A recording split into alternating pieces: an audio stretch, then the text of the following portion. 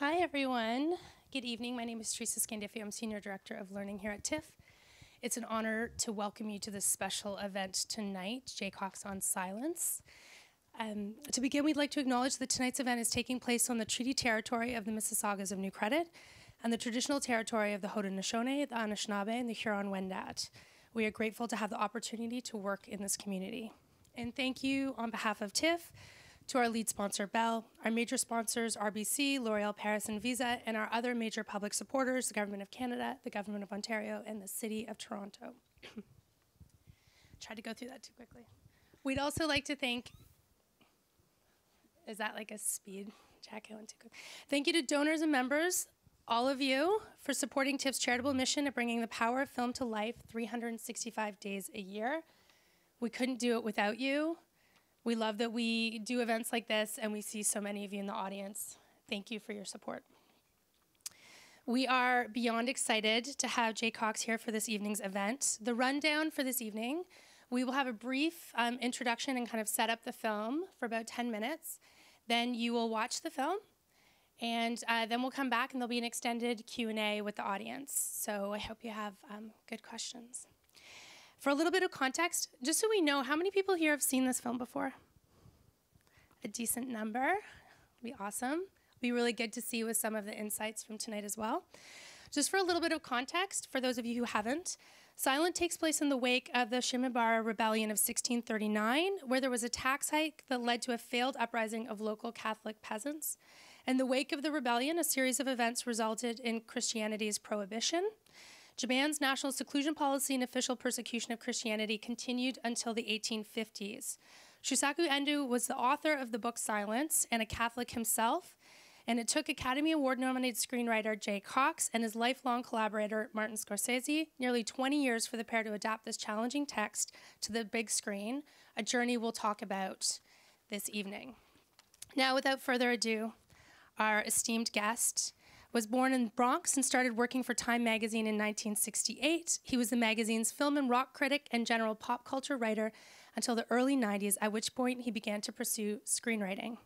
His produced scripts include Scorsese's The Last Temptation of Christ, The Age of Innocence and Silence, Winkler's The Lovely, and Bigelow's Strange Days. We are thrilled to welcome Academy Award-nominated Jaycox to the stage. Please join me in welcoming. That's me? That's you. Okay.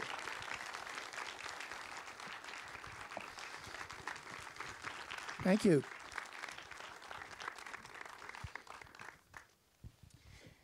So let's jump right in, because it's going to be an awesome, epic night in a lot of ways. You started off as a critic for Time magazine. You were there from the late 60s until the early 90s. Tell us about some standout moments or how you would describe that period in filmmaking. Says Jaycox on Silence, so properly, shouldn't I just remain silent? Sorry, and I know that makes your job harder, but... No, it's okay, you can mime. Okay. We'll act it out, we'll guess. Okay, so the question was... How would you describe the period of filmmaking in the US that you were covering when you were in Time magazine? Oh God, it seems like living in the middle of the Emerald City of Oz now, in retrospect. We didn't know it at the time. I was friends with this, dare I say it, this last great generation of American filmmakers. And so I never really reviewed their movies. I couldn't, because it would have been a conflict of interest. But our shared love for and obsession with film colored my own reviews, and I think animated us. I mean, this common spirit of the adventure of cinema kept us all going. So we'll talk about your collaboration with Martin Scorsese in a minute, but who else for you was a standout from the very beginning? Who else was a standout? Filmmaker from the very beginning.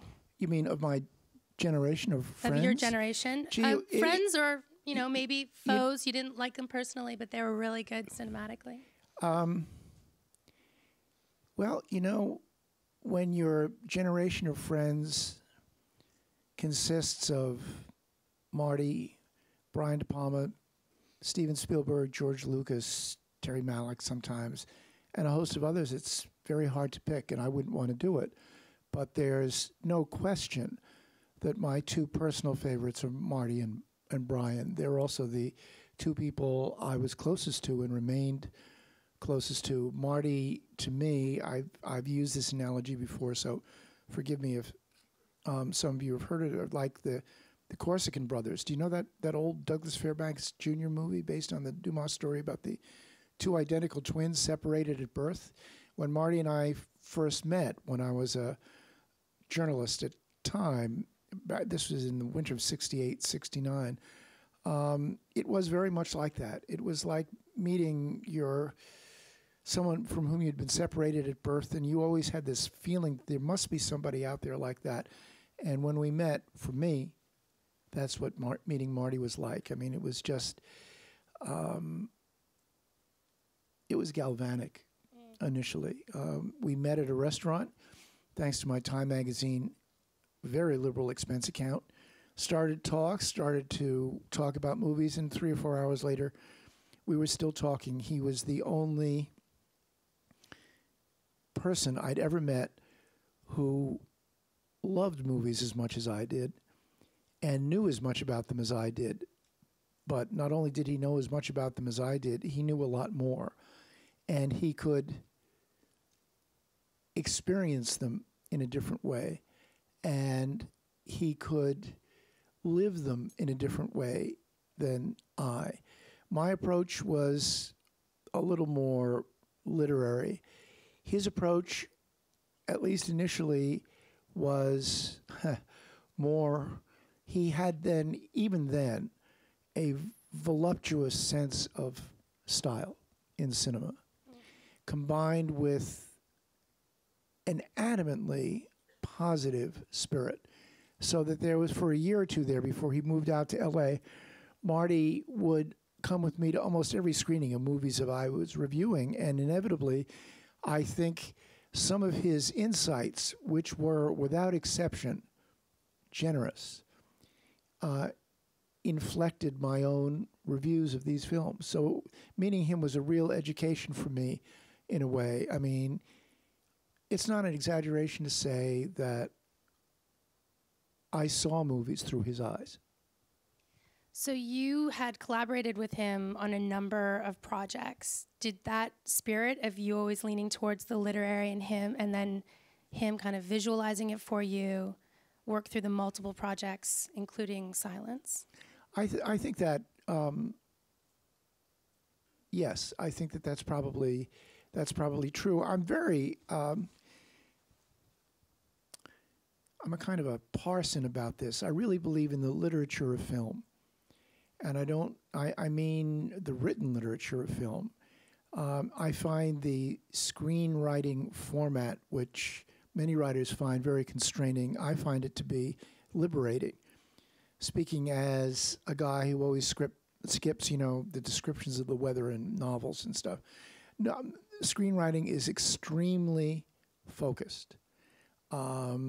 It's bare bones if you don't think about it too much. But what's exciting about screenwriting to me is that even more than playwriting, which can lean heavily on stage direction, you can create a scene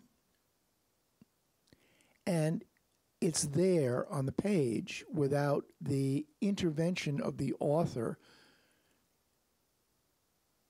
nudging you, reliably or not, to an interpretation of what's going on. You can just read the bones on the page and bring your own interpretation to it.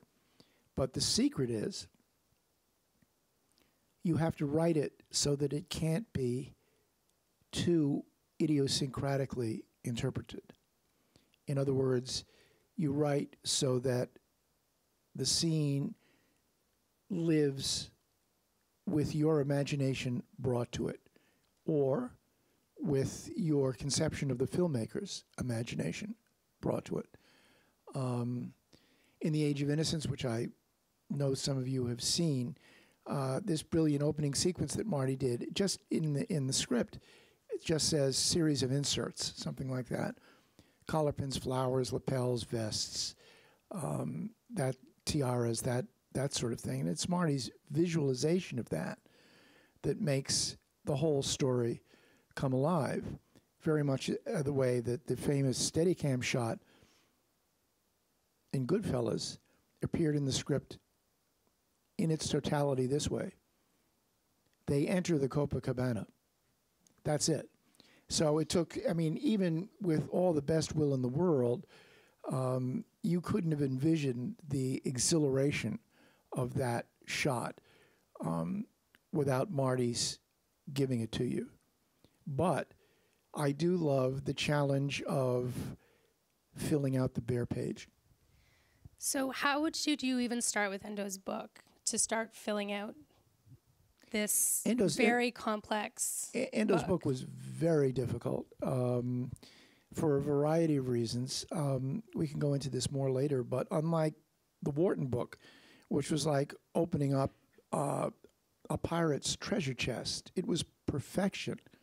I did with Age of Innocence what I did with Silence, which I would create 2 sets of cards, one of which was a segment-by-segment outline or chapter-by-chapter outline of what happens in every chapter of the book. Then the second set of cards would be my suggestion about how to structure what happens into a narrative, a cinematic narrative whole. And we go back and forth between the 2 sets of cards, rearranging them occasionally, deleting some occasionally, but mostly keeping what was there. That's the mechanical process.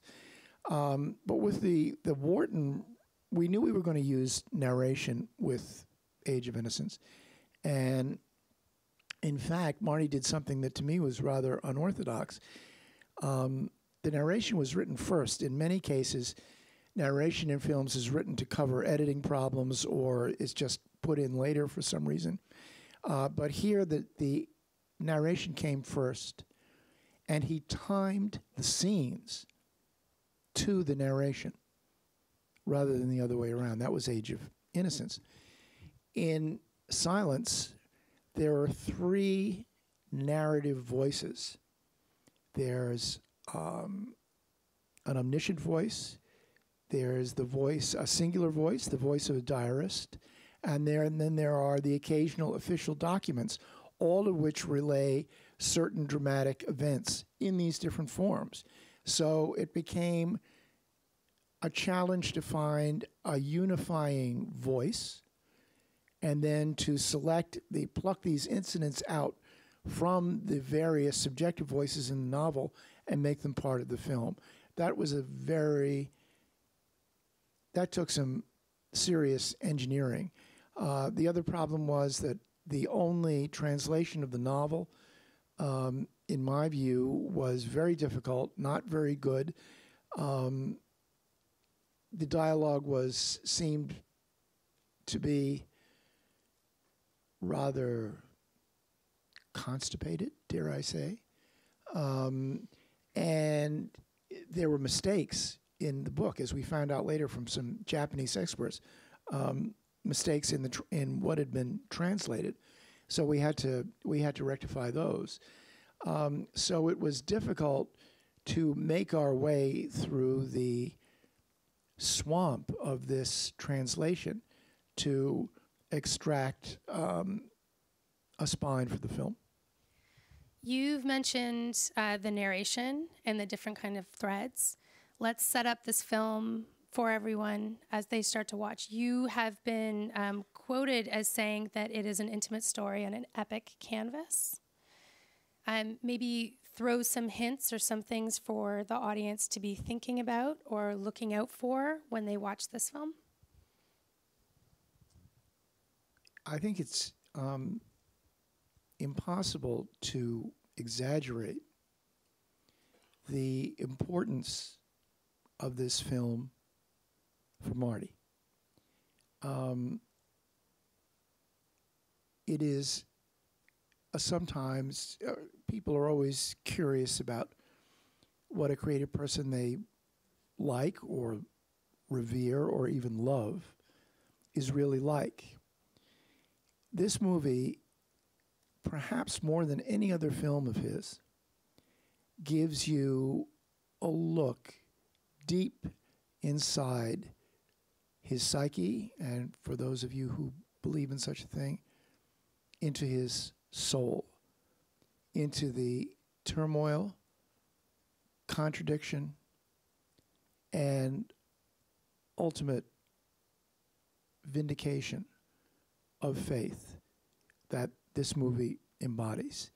So when you watch this film, you are meeting Marty in a way that is intimate and privileged. And it was my privilege to be a part of that. Wow, that's beautiful. Please enjoy the film, and we'll be back in 2.5 hours. Thank you.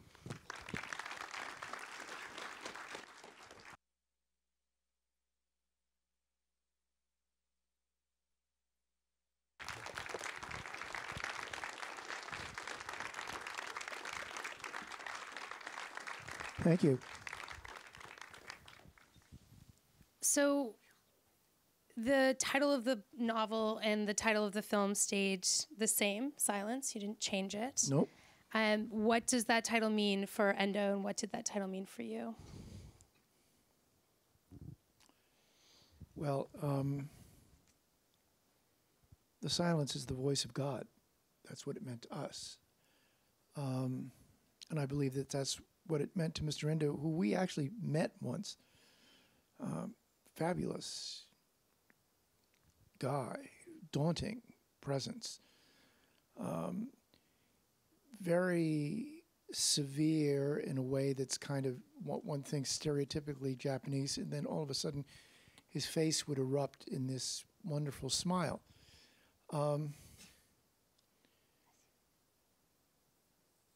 The silence of the title, of course, is nominally the silence of God, but as we discover in the film, his voice is in the silence, and the discovery of God is in the silence. That's what it meant to us. You know, to return to the quote that you had of an intimate story on an epic scale, how did you start, or what are some of the markers you had that the audience would see of how you visualize that? You know, either the literal to figurative quest, or many of the different kind of moments. What for you were some of those anchors? It's difficult to seize on any particular anchor for an image or a sequence. I think that it's important to stress that for me, I was unanchored for a long time during the initial process of writing this. Marty had been given the book by a priest, an Episcopal priest, who was helping advise us in the last stages of Last Temptation of Christ, and was trying to get us through the crisis of the controversy that ensued over the movie. And he brought the book into Marty one day and said, "Here, I think you might like this." And Marty started to read it and finished reading it, if I recall, on the bullet train in Japan when he was going to make ACT in a film of Akira Kurosawa's, which, of course, the perfect time to finish this wonderful book. And it was then, and probably I would think under the influence of the great sensei, Mr. Kurosawa, that he vowed to make this film. And he called me and said, "Read this." I didn't know the book. And what compelled me was not a single anchor or a series of anchors or images. What compelled me, seduced me, and ultimately saved me as a writer was my faith in Marty's commitment to this book. The rights were obtained by some Italian producers, and it was a skittish, dodgy business. The rights came and went. It's a very complicated story. One of the producers went to prison. Thank you very much. in Italy. Another producer claimed that the producer in prison had given him the rights. When the imprisoned producer was unimprisoned, he promptly sued the non-imprisoned producer. That got into a big flurry of activity. So in the middle of all this, the line producer at the time, Marty's partner at the time, Barbara Tafina, called me up and said, don't finish the script. The deal has fallen through. The movie's never going to get made. And I said, I can't not finish it. I've got to. I'm committed to Marty. But what I didn't tell her was that I was having a titanic struggle of my own, because you writers out there will know this feeling. I got into something and I became totally unmoored and didn't know where I was, didn't understand what I was doing, couldn't make any kind of emotional contact with the material, and I felt that I was blindly blundering through to the end just to finish it, because I felt that I had to. I had made that commitment to Marty. So I sent him the screenplay with great trepidation, my very rough first draft. And he knew a little bit about what struggles I was having, although I didn't want to tell him too much because that would have predisposed him, I think, to be less spontaneous in his first reading than he was. And he called me and he said, well, it's got some good things. So that's how you know you're okay with Marty. If he says to you, well, it was a noble effort, you know you've really screwed up and you've had it. But if he says, oh, it's got some good things, then you know you're at least on the right track. And he particularly liked the ending that I had written, which is not really in the book. And I liked the ending too. And because the ending seemed to be so solid and remains pretty much unchanged from the first time I wrote it, these many years ago, it was an indication to me that I had understood the novel in a way that I didn't know I had. Then all the rewrites were a process of my going back and trying to discover what I understood about it, because I had no idea. But in all of that, I think the constant rewrites we did, there must have been 14 drafts of this script. Most of them were written with Marty in the room or in the next room. We would talk about every scene and then work it out. He would occasionally act it out. I would attempt to act it out from time to time, and he'd cringe because I'm a terrible actor. And that was the way it was written, kind of by just clawing our way, like Rodriguez on the countryside, clawing our way toward the ending and clawing our way toward the realization of this film. So, to circle back to answer your question, there was no anchor, no single series of anchors, but it was just, it was like a vision quest of seeing something outlined in the far distance that we kept going toward and reaching for. We were impelled by trying to solve this riddle of faith that this story represented to us. So for the audience members who haven't had a chance to read the book yet, where's the difference in the ending, and why did you decide to make that shift? As I recall, the book ends with a kind of an official Japanese paper recording the death of the priest, Rodriguez.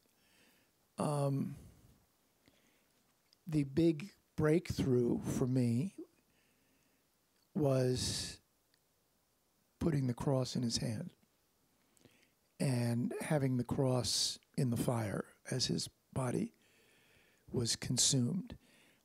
This affirmation of his faith, that no matter what he said, no matter what he did, no matter how he acted, God was in his heart and never left.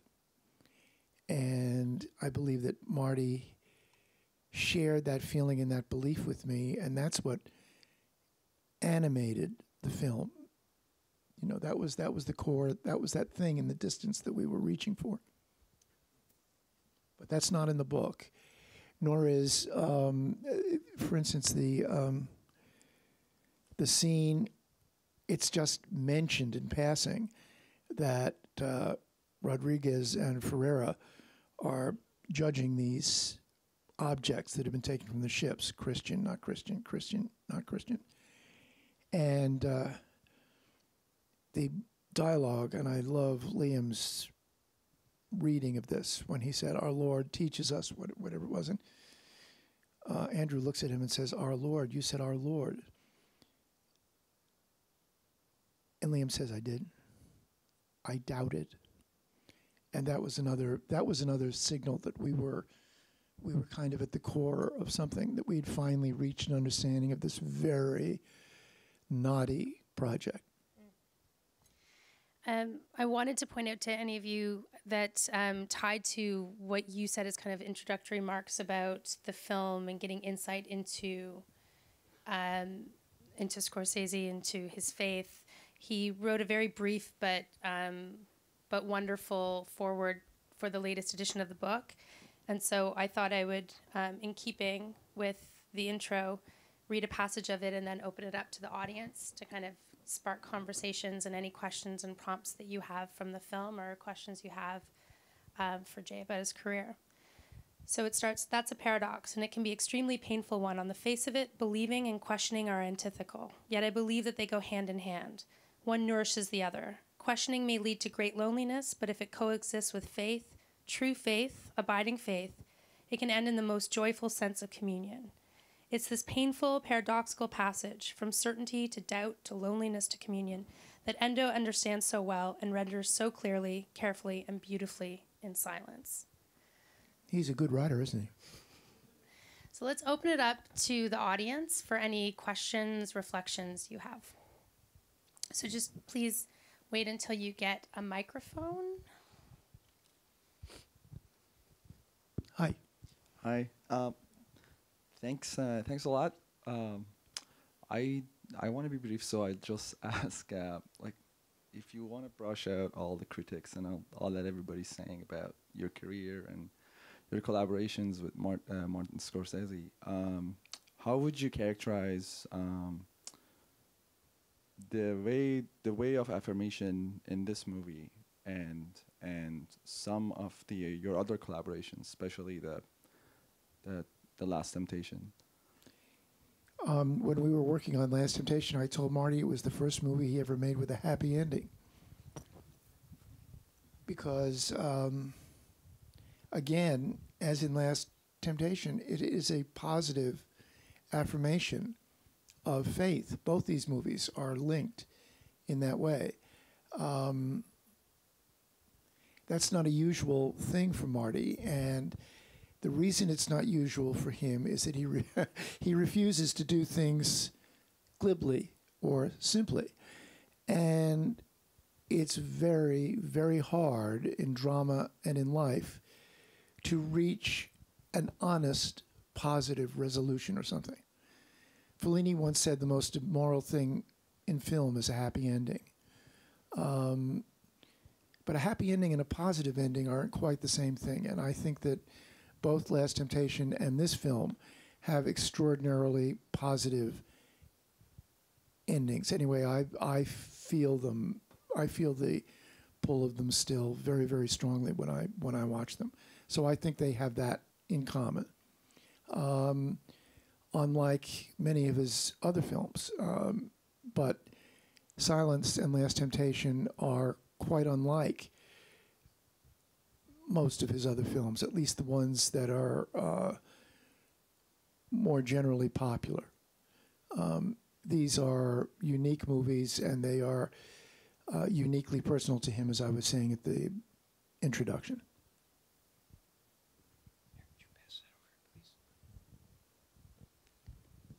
Okay. Hi, my name is Nelson. I just want to thank you for the film and coming here talking about Silence.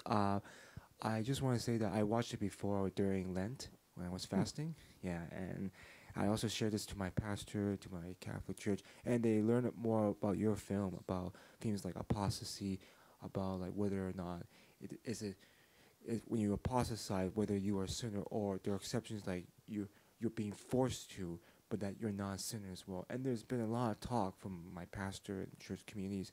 So I just have a question like, have you ever considered this film to be part of a religious debate for every Christian communities right here in Canada, America, and almost across the world? And if so, like, what advice can you give us to Christian communities when we want to watch and learn from this film, including artists and writers who aspire to also follow your footstep? That's a formidable question. I can maybe touch on an answer with an anecdote. We had many screenings of the film, of course. Some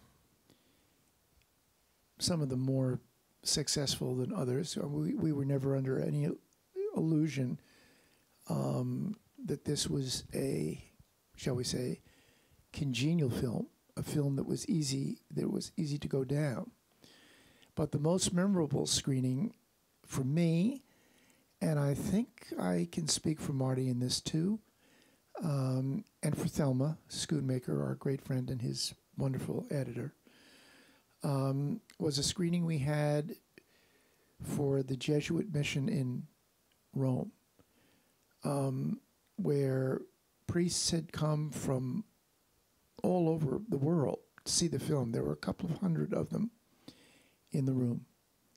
And when the movie was over, the questions they asked were so astute because they had been not only, I'm pleased to say, moved by the film, but I believe, in retrospect, that they felt that their own dedication as priests had been reclaimed and rejustified by the drama of this movie. That may sound a little presumptuous, and I apologize for that, but that was my feeling in that room at that time. And I would hope that this film would help people of faith, people who practice faith, people whose business is faith, whose calling is faith, and people who are writing about faith. I would hope that in some way they have the same feeling from this film that those priests had in Rome. Hi. Hi. Over here. I was just wondering, what was the process of incorporating the Japanese language into the script or into the dialogues?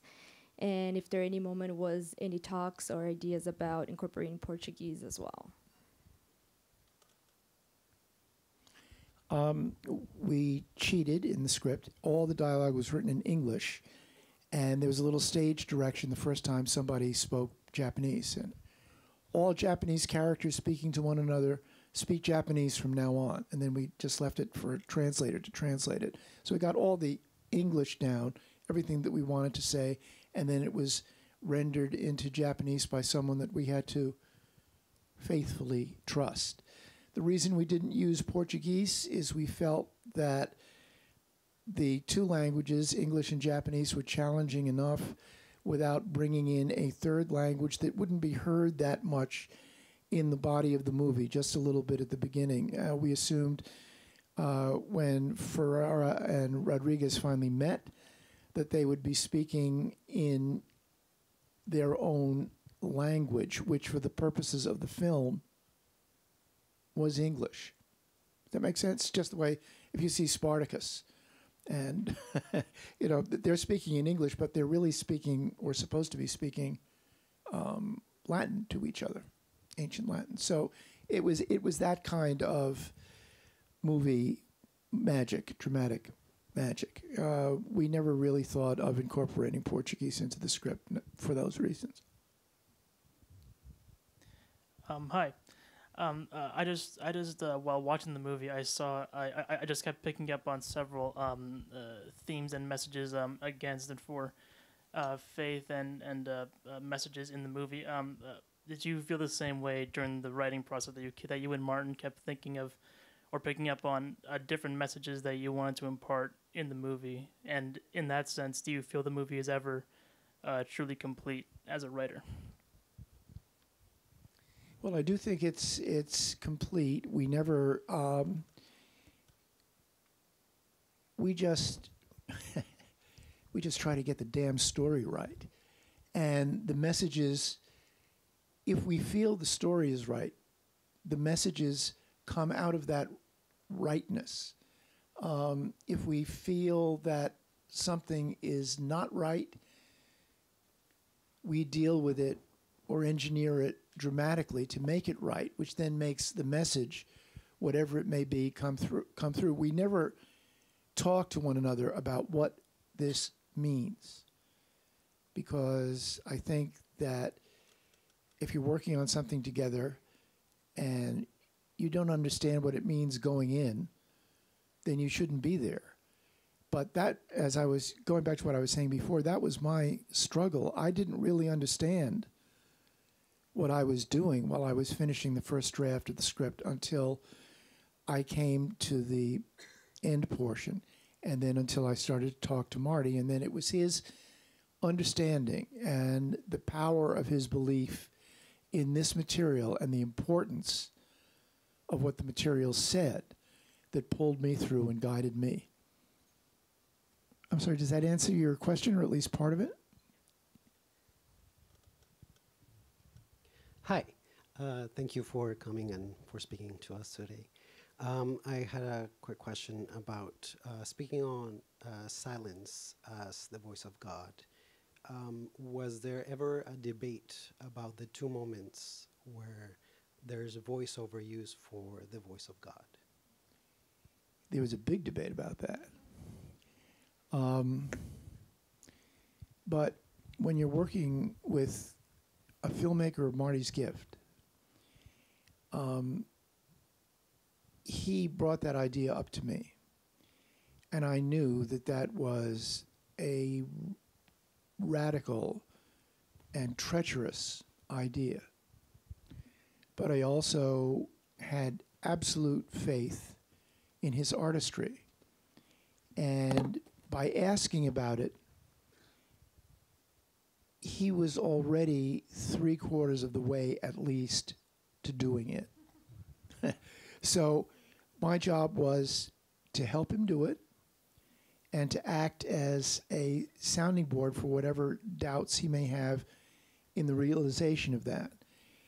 All through the editing process of the film and the screening process of the film, that is, the screening of the unfinished film, there are always people who were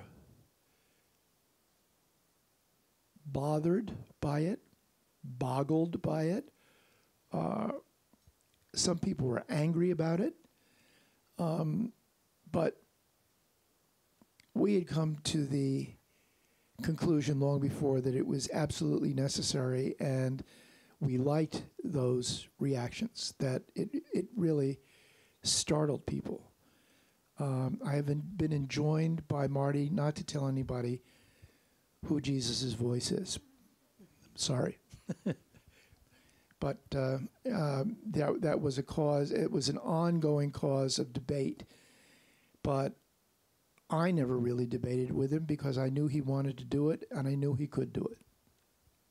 And I knew he would do it, despite what I said. So I've been told we have time for one more question.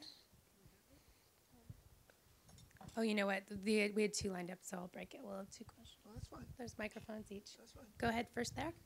And then. Thank you for making such an important film about such an important theme, which is faith. My question is that the character changes in a very interesting way in this film, wherein the character actually metamorphs into this completely irrevocably different person at the end, even though there is a thread there which hasn't changed in him.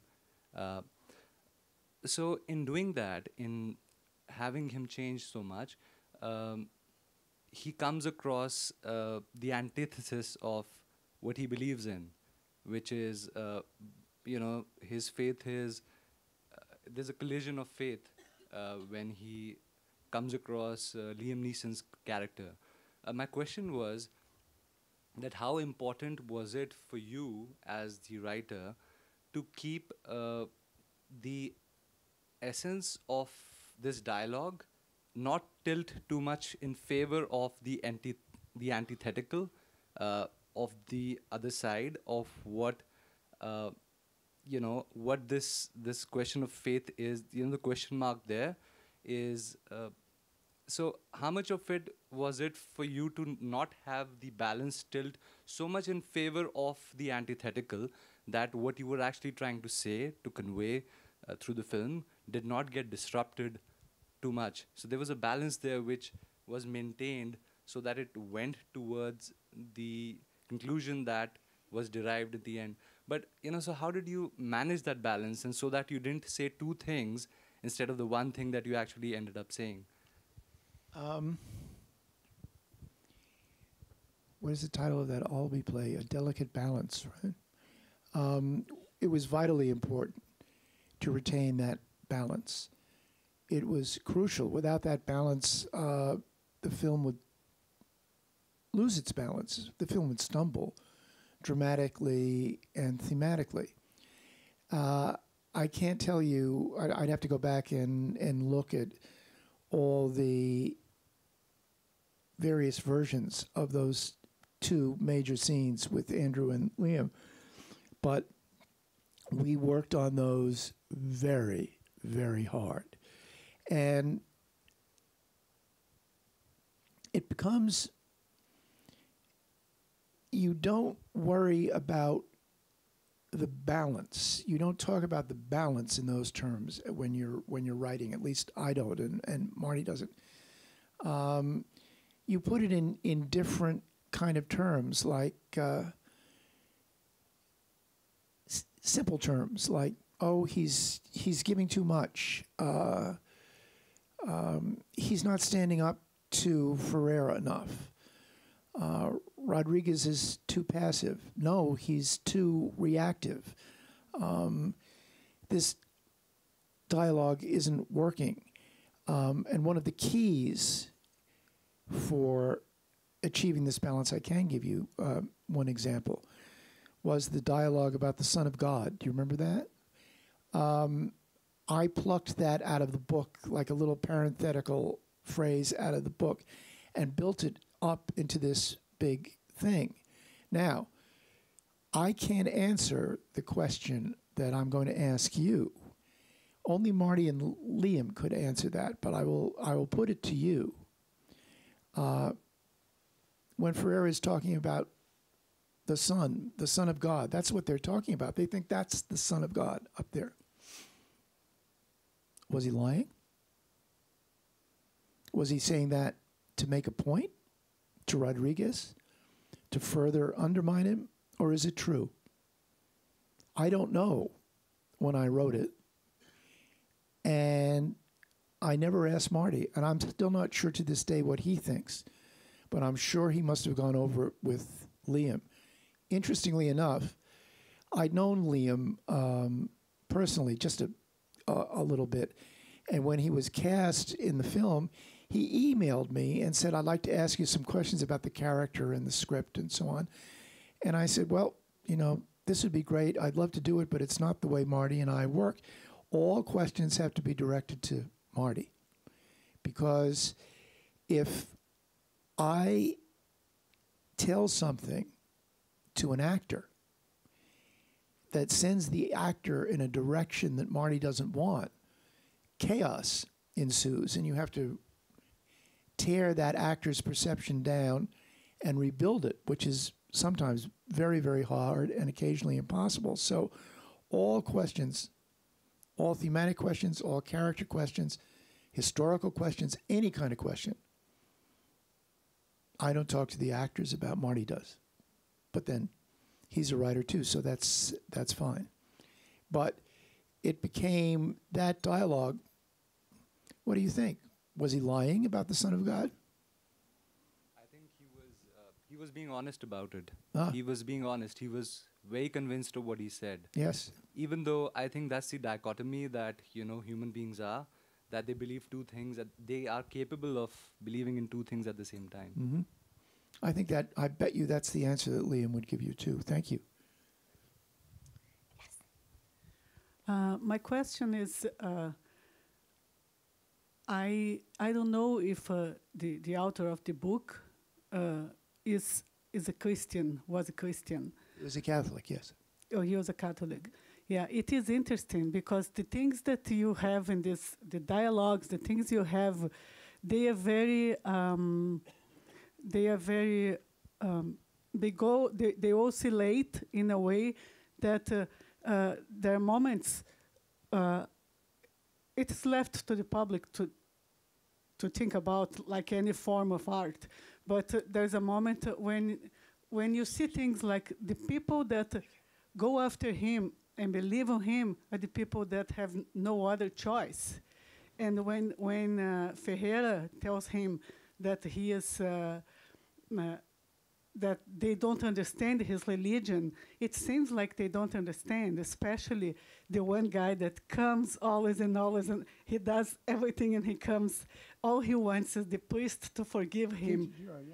So I... drove me crazy. Drives a lot of people crazy. Yeah, no, I found... But Marty loved it that he drove people crazy. I found it very interesting, but it also comes to the history of the Jesuits that had missions in Brazil and in South America and other places. And there's sometimes they seem like real saints. There is a story about the Jesuits in the south of Brazil that's called the Communist Republic of the Guaranis, and other stories like that. So sometimes they're seen like saints, sometimes they're seen like people that came to usurpate and just open the way for the colonizers. So I don't know if you have something to say about that. Well, I just can point out that for Marty, he has the greatest respect and the deepest love for the missions. And you can tell because the film is dedicated to them. And as a little aside, one way you can tell if a film has an extra personal dimension to Marty is a dedication. And unless I'm mistaken, this is the first film he dedicated to anyone since The Age of Innocence, which he dedicated to his father. And this has a dual dedication to the priests and their mission and to Marty's wife and daughter. And so he brought together his family life and his inner life together in those dedications in a very beautiful way, and in a way that you could argue reflects his own mission in cinema. Marty is a priest of cinema.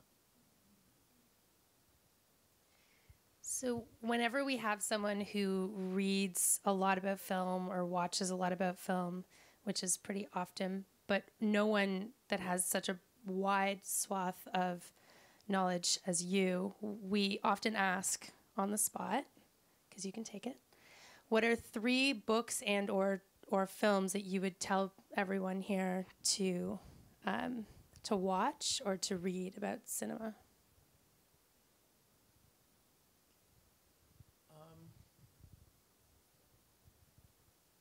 Books about film. Well, I can tell you the ones I loved when I was a kid: James Agee's reviews, James Agee's screenplays, Otis Ferguson's reviews. But I can tell you the book I loved most of all because it was the first film book I ever read. Have any of you seen Marty's wonderful documentary, A Personal Journey Through American Film? It begins with his sitting in a chair, holding up this book called A Pictorial History of Film, written by Deems Taylor, who is an opera commentator and critic, another author named Brian Hale, and a third woman named Peterson, who I believe worked at the Museum of Modern Art.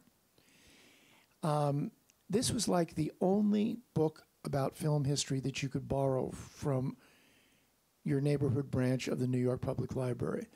So here I was in the Bronx. Here Marty was down in what's called Little Italy in Lower Manhattan. And both of us would repeatedly in our neighborhood branches check out this same marvelous book, which is a history of film printed on very heavy, expensive photo paper, the way Life magazine used to be printed in the good old days.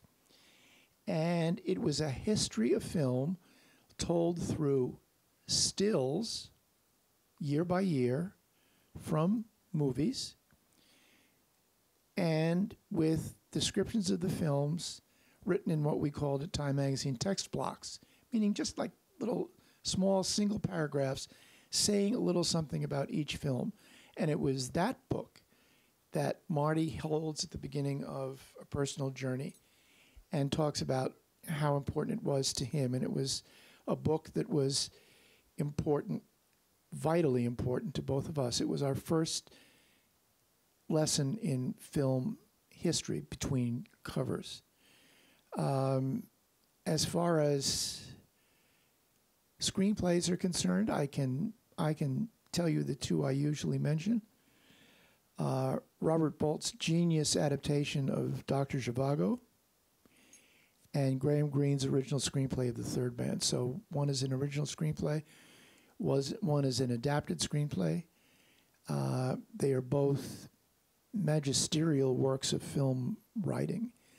And if you can find a copy of A Pictorial History of the Movie by Deems Taylor and those other two writers, have a look at it. It's a marvelous book. It ends in 1948. There wasn't that much film history to learn when we were kids. Now there's a half century more of it. But it was that book that was like the open sesame for us. And shortly after discovering this book and reading it over and over, maybe 100 times, in the early days of television, there wasn't enough original programming to put on, so people bought film libraries. And a local channel called Channel 9 started a program called $1 Million Movie. They bought the RKO film library, and they would show one movie 7 times a week. Once every night at 8 o'clock, I think, and once on Sunday afternoon and once on Saturday afternoon, 7 times a week. And suddenly, we could see on this flickering black and white screen all these movies that we'd read about in a pictorial history and only seen stills of. So that was our Cinematheque come to life, $1 Million Movie. And it brought the book to life and brought us to movies. And we never left. Jay, thank you for your generosity this week. It's been truly an honor to have you here. Please join me in thanking Jay Cox. Thank you all. Thank you all very much.